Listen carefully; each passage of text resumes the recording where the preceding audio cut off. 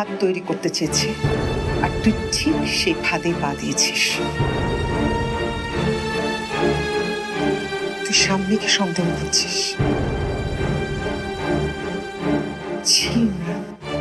সামনেকে আমার তো মনে হয় চাঁদেরও কলঙ্ক থাকতে পারে, একটা নদীরও মোড় ঘুরতে পারে, কিন্তু সামনে কখনো না, কখনো না।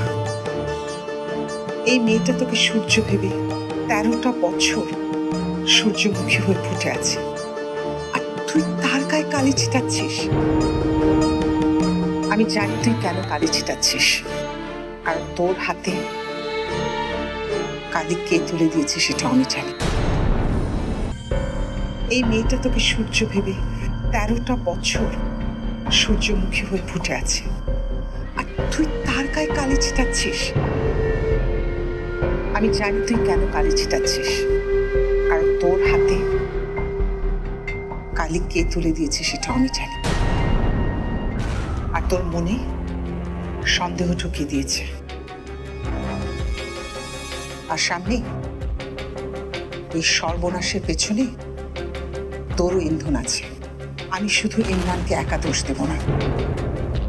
সামনে তোকে কিন্তু আমি আগেই বলেছিলাম, ও মৌয়ের মতো দেখতে বলে ওকে এ বাড়িতে ঠাঁই দিস না, এ বাসায় আশ্রয় দিস না। কিন্তু তুই আমার কথা শুনিসনি। এখন দেখলি তো, বড়দের কথা না শুনলে কেমন বিপদ হয়। বিপদ? সত্যি কি বিপদে পড়েছি আমরা? ইমরান, সত্যি করে বলো তো, মায়াকে আমাদের জন্য বিপদ হয়ে এসেছে? তুমি এখনো বলছো বিপদ হয়নি? মায়া তোমার আর আমার মধ্যে দেয়াল তৈরি করতে চায়নি। তোমাকে আমি সন্দেহ করিনি। তোমার আমার সম্পর্কের মধ্যে ফাটল ধরায়নি। বলো, যে সম্পর্ক আঘাতে ভেঙে যায় সেই সম্পর্ক অনেক ঠুনকো। সেটাতে আঘাত হোক আর না হোক এমনিতেই ভেঙে যাবে। যদি বলো ভাঙারই কথা, তাহলে তো সেটা আঘাতের দোষে না, সম্পর্কের কারণেই ভেঙে গেছে। তাহলে তো দোষ আমার, আমি বেঁধে রাখতে পারিনি। অন্যের দোষ নিজের মাথায় নেওয়াটা তোর স্বভাব।